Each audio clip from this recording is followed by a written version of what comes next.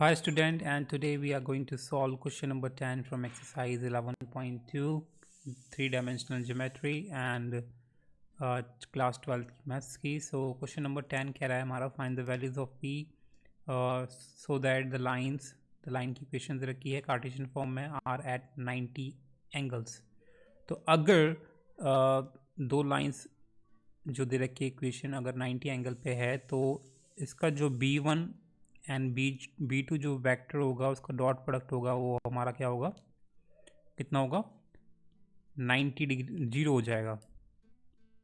अगर 90 पे है परपेंडिकुलर एक दूसरे के तो डॉट प्रोडक्ट उनका ज़ीरो होगा. तो क्योंकि ये परपेंडिकुलर है तो ये जो ये दे रखी हमारी कार्टेशियन इक्वेशन, इससे सबसे पहले हम b1 b2 वेक्टर निकालेंगे, यानी कि इनके डायरेक्शन रेशियोज निकालेंगे.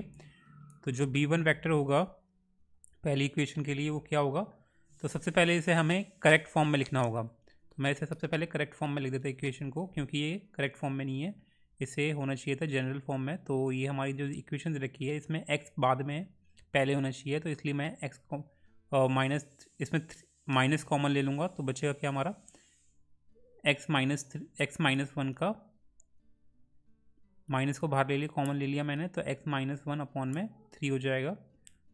एंड वहीं वाई ये जो ये दे रखा है इसमें हमारा 7 कॉमन ले लूँगा तो बचेगा हमारा वाई माइनस 2 अपॉन में 2p, और ये एकदम करेक्ट फॉर्म में दे रखा है z माइनस 3 अपॉन में 2.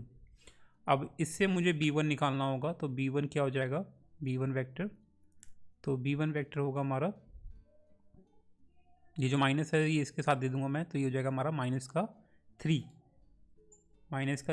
a1 की वैल्यू होगी एंड आई कैप, और हाँ और ठीक है, और ये कितना हो गया हमारा, या फिर मैं इसकी जो a1 a2 a1 b1 and c1 निकाल देता हूँ, डायरेक्शन रेशियोज निकाल देता हूँ. ये हो जाएगा हमारा a1 हो जाएगा हमारा इसका माइनस का 3, b1 हो जाएगा, b1 वेक्टर की तो होते हैं ये वैल्यूज a1 a2 और a1 b1 और c1 होते हैं हमारे b1 के, एंड a2 b2 c2 होते हैं हमारे b2 वेक्टर के. तो ये हो गया हमारा ये डायरेक्शन रेशियोज निकाल लो मैं पहली इक्वेशन की, ठीक है. तो ये हो गया हमारा b1 हो गया हमारा 2p अपॉन में 7, 2p अपॉन में 7. जो नीचे वाली वैल्यूज होती है, नीचे वाली वैल्यूज होती है ये हमारी b वेक्टर की वैल्यूज होती है. एंड c1 हो गया हमारा ओनली 2. ऐसे ही अब इसको भी नॉर्मल फॉर्म में लिखेंगे जो जनरल फॉर्म होती है कार्टेशियन फॉर्म की.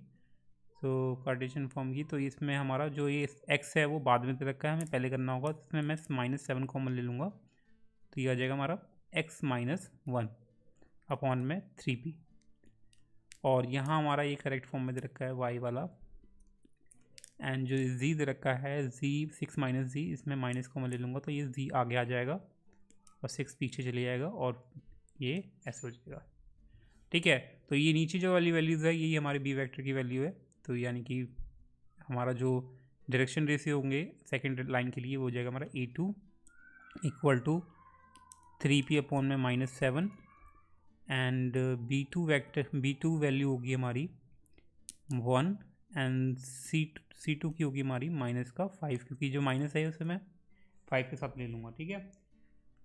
तो ये हो गया हमारा. तो अगर लाइंस परपेंडिकुलर है, क्योंकि since the lines are perpendicular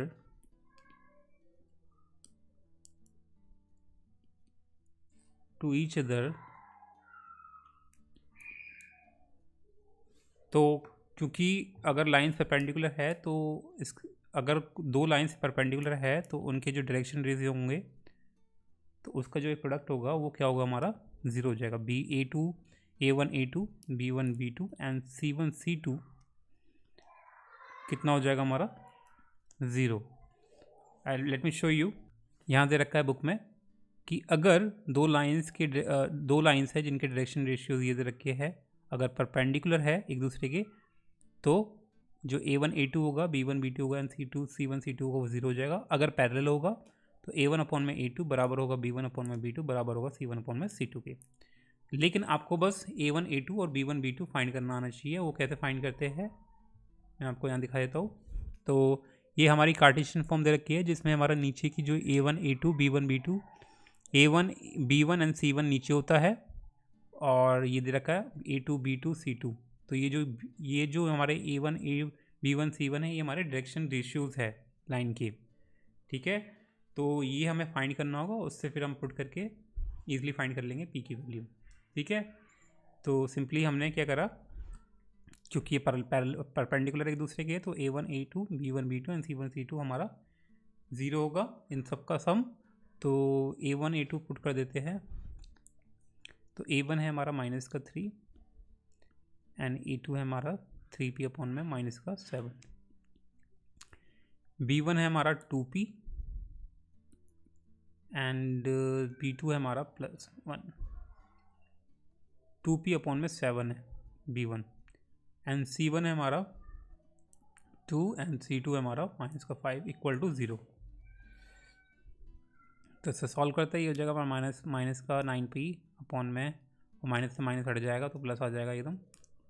तो प्लस का 9p/में 7 एंड ये हो जाएगा हमारा 2p/में 7, और ये हो जाएगा माइनस का 10 = 0।